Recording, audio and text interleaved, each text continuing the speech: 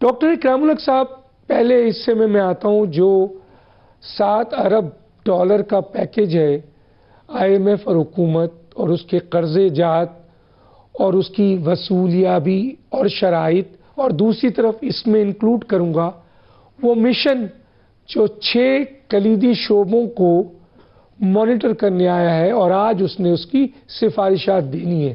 کیا کہیں گے؟ جی بہت شکریہ دانش صاحب. اس وقت جو سب سے بڑا چیلنج ہے جہاں پہ ہم جو اسٹرکچر 2 چیزیں پوری نہیں کر پائے ہیں، جو ریویو مارچ میں آئے گا. ابھی یہ تو ایک ٹیکنیکل مشن آیا ہوا ہے، جیسا آپ نے فرمایا کہ وہ گورنر سے ریلیٹڈ ایشوز کو اور بہت سے شعبوں کو دیکھ رہا ہے. مگر ایف بی آر نے جو 486 کا پہلے 7 مہینوں میں شارٹ فال کیا ہے وہ کافی پریشان کن ہے. اور دوسرا ایک شرط تھی کہ وہ کم از کم 23 بلین تاجروں سے اکٹھا کریں گے، جس کے لیے تاجر 2 اسکیم کا بھی آغاز کیا گیا تھا، مگر وہ صرف 2 ملین ہی اکٹھا کر سکے ہیں. اب ایف بی آر کی جو کارکردگی ہے وہ تو بہت افسوسناک ہے، کیونکہ جو وعدے انہوں نے کیے تھے آئی ایم ایف کے ساتھ کہ ہم یہ اتنا ٹارگٹ کر لیں گے، وہ تو دور دور بھی نہیں کر پا رہے. اب اس کے لیے جو جسٹیفیکیشنز دی جا رہی ہیں وہ یہ ہیں کہ افراط زر جو ہے وہ کم ہو گیا اور ہمارا اندازہ نہیں تھا کہ یہ اتنا کم ہو جائے گا. دوسرا ان کا کہنا یہ ہے کہ جو ہم نے گروتھ کا نمبر رکھا تھا وہ بھی نہیں ہو رہا. تو ظاہر ہے کہ پھر یہ ہم کہہ رہے ہیں کہ ہم جو ٹیکسز اکٹھے کرتے ہیں وہ صرف افراط زر کی وجہ سے کرتے ہیں، اور اگر ملک میں افراط زر نہ ہو تو پھر ہم ٹیکس بھی اکٹھا نہیں کر پاتے ہیں. تو اس لحاظ سے تو آج تک جتنی بھی ہم نے وصولیاں کی ہیں، اگر اس کو ہم انفلیشن ایڈجسٹڈ دیکھیں تو پھر تو کبھی کوئی گروتھ ہوئی نہیں، کیونکہ کم و بیش ہر سال میں جو ایف بی آر نے کلیکٹ کیا وہ جو انفلیشن ریٹ ہوتا تھا اس کے مطابق ہی گروتھ ہو رہی تھی. تو گویا ایک طرح سے یہ اعتراف ہوا کہ جی ہم نے اپنی ایفرٹ سے کبھی کوئی کام نہیں کیا. جہاں جہاں ہم نے غیر مناسب ٹیکسز لگائے ہوئے ہیں، امپورٹ پہ لگایا ہوا ہے اور کوئی 60 قسم کے ود ہولڈنگ ٹیکس لگائے ہوئے ہیں، چونکہ افراط زر زیادہ ہوتا ہے تو پیسہ بھی زیادہ آ جاتا ہے. تو یہ سن کر مجھے بڑا افسوس ہوا کہ جب یہ جسٹیفیکیشن دی گئی. اب گروتھ کا نمبر پہلے آپ دیکھ لیجئے کہ سمائی میں تو 1% بھی نہیں تھا، 3.5% ویسے بھی کوئی گروتھ نہیں ہے ہمارے جیسے ملک کے لیے. مگر اب یہ بات کہی جا رہی ہے کہ ہمیں گروتھ کرنی ہی نہیں ہے، کیونکہ اگر ہم زیادہ گروتھ کرتے ہیں تو ہم اس کو سسٹین نہیں کر پاتے. اب یہ میں زندگی میں پہلی دفعہ کسی ملک میں یہ سن رہا ہوں کہ جہاں کی آبادی اتنی تیزی سے بڑھ رہی ہو، جہاں کی ضروریات اتنی زیادہ ہو، وہاں کی جو حکومت ہو، وہاں کے جو اکنامک مینیجرز ہوں، وہ اپنی یہ طے کر لیں کہ ہم نے بس سرنڈر کر دیا، اب تو گروتھ تو ہمارا ایشو ہی نہیں ہے. تو پھر کیا ہمارا ایشو ادھار لے لے کر ملک چلانا ہے؟ تو کیا نمبر بہتر ہو گئے؟ اگر آپ قرضوں کی دیکھیں تو جو ابھی 6 مہینے کے رزلٹ آئے ہیں فسکل آپریشنز کے، وہ یہ دکھا رہے ہیں کہ سارے کا سارا خرچہ ہم ادھار لے کر رہے ہیں، بلکہ 147 بلین کا شارٹ فال تھا بٹوین ڈیٹ سروسنگ اور جو ہمیں نیٹ انکم تھی فیڈرل گورنمنٹ کی. اب اگر یہ اچھی کارکردگی ہے تو پھر کیا کہا جا سکتا ہے؟ جو میکرو نمبرز آپ کہتے ہیں کہ جی ٹھیک ہوئے ہیں، کچھ مائکرو نمبرز ٹھیک ہوئے ہیں، وہ تو بڑی، آپ جب بھی کسی اکانومی میں کنٹریکشن کریں گے تو یہی نمبر سامنے آئیں گے. تو بغیر سسٹین کیے ایک اچھی گروتھ کو تو آج کوئی اچھی اکانومی نہیں ہوتی. تو میں یہ کہوں گا کہ تھوڑا سا بجائے اس کے کہ لوگوں کو حسین باغ دکھانے کے، ذرا بہتر انٹروسپیکشن کریں، اچھی پلاننگ کریں. اور ملک میں بہت بڑی پوٹینشیل ہے، بڑا ریزیلینس بھی ہے لوگوں میں، مگر آپ پھر وہی نالائکیوں کا مظاہرہ کر رہے ہیں جو آپ سال ہر سال سے کرتے آ رہے ہیں. اور سب اچھا کی پکچر نہ دکھائیں، بلکہ کچھ ہوش کے ناخن لے کر اور لوگوں میں پبلک ڈیبیٹ کریں. اور بہت سے قابل لوگ پاکستان میں ہیں. اچھا سر، یہ بتائیں آپ سولوشن پہ چلے گئے. یقیناً اس وقت جو صورتحال ہے معاشی وہ آپ نے بتائی، کیونکہ ہمارے پاس تو 2 پوائنٹ آف ویو آ رہے ہیں نا سر. ایک، آپ جیسے معاشی ماہرین یہ کہہ رہے ہیں کہ معاشی مسائل پوری طرح حل نہیں ہوئے اور جو وعدہ کیا گیا تھا وہ پورا نہیں ہوا ہے.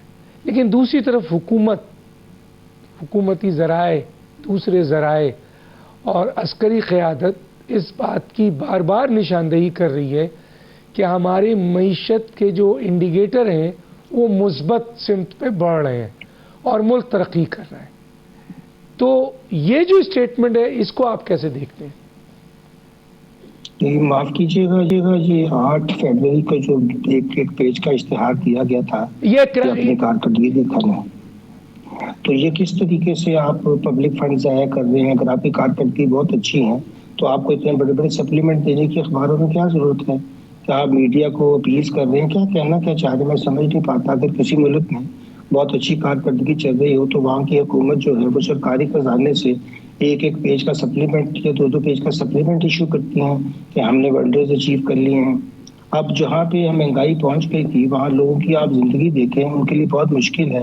اور دوسری طرف جو آدمی 3 لاکھ روپے بھی کما رہا ہے وہ FBR کو 50,000 کا مہینہ ٹیکس دے تو پھر وہ کیسے بیچارہ زندہ رہے گا؟ اس کے اگر 2 بچے ہوں، اس کے بوڑھے والدین بھی اس کے ساتھ رہ رہے ہوں، کرائے کا اس کو مکان کا ہو، بجلی کا ہو، تو وہ 3 لاکھ روپے میں بھی آج گزارا نہیں کر سکتا.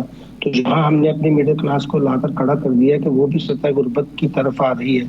جناب اکرام الحق صاحب، ایک تو میں چاہوں گا کیونکہ یہ بہت ہی اہم ہے، حالانکہ دانیال عزیز کا اس سلسلے میں واضح میسج آپ نے بھی سنا ہوگا، ہم نے بھی سنا ہے، لیکن میں آپ کا پوائنٹ آف ویو ضرور لوں گا کہ یہ جو IMF کی مشن آیا ہے جو 6 کلیدی شعبوں کو مانیٹرائز کر رہا ہے، اس کو واچ کر رہا ہے، اس کے اوپر ڈویژنز، ادارے، بینک سب سے مذاکرات کر رہا ہے، اور ان کا مقصد اس سلسلے میں صاف طور پہ یہ ہے کہ وہ کسی طریقے سے صاف اور شفاف چیزوں کو سامنے لا سکیں اور گورننس کے شعبوں میں جو بدعنوانی ہوتی ہے اس کو روکا جائے. اور ظاہر ہے ان کا سب سے بڑا انٹرسٹ یہ ہے جو قرض وہ دے رہے ہیں اس کو تحفظ حاصل ہو اور وہ ان کو ملے. اس پہ آپ کیا کہیں گے؟ اور ایک اور چیز جو ابھی میں پوچھنا چاہ رہا تھا کہ دیکھیں ایگریکلچرز پہ ٹیکس اور ٹریڈنگ پہ، سروسز سیکٹرز پہ، دوسرے سیکٹرز پہ اور بھی سیکٹرز ہیں جہاں ٹیکس لگانے کی بات کی گئی، ریئل اسٹیٹس پہ، اس کا کیا ہوا؟ کیونکہ ہم تو دیکھ رہے ہیں کہ یہ سوال اٹھ رہا ہے کہ نہ صوبائی لیول پر نہ مرکزی لیول پر اہم ترین لوگوں پر ٹیکس لگایا جا رہا ہے اور نہ ہم اکانومی کو ڈاکومنٹڈ کر رہے ہیں. ایک سوال اٹھتا ہے کہ ٹیکس اگر لگانا ہے تو تمام دنیا میں جو یہ موجود ہے کہ جو بھی انکم ہے، جس کی بھی انکم ہے، جہاں کی بھی انکم ہے، اس پر ٹیکس لگا دیا جائے. اب ہم شارٹ فال دیکھ رہے ہیں کہ پہلے شارٹ فال ہمیں نظر آیا ہے 101 ارب روپے کا اکتوبر 2024 میں ٹیکس وصولی میں، اور اب ہم سن رہے ہیں کہ 468 ارب روپے کا بھاری شارٹ فال پہلے 7 ماہ کے دوران 2024-2025 میں ہم سن رہے ہیں. جی کیا کہیں گے؟ جی جہاں تک مشن کا تعلق ہے میں نے اس کیا کہ یہ چیزیں ہم جو 40 پوائنٹ تھے اس میں ایگری کیے تھے، کوئی نئی چیز تو نہیں تھی، مگر ظاہر ہے کہ پچھلے دفعہ بھی جب 3 بلین کا بھی ہم نے شارٹ پروگرام لیا تھا تو اس میں بھی یہ وعدہ کیا تھا کہ جو ڈیکلیریشنز ہیں سول سرونٹس کے وہ کر دیے جائیں گے. رولز بھی بن گئے تھے مگر پھر ہوئے نہیں.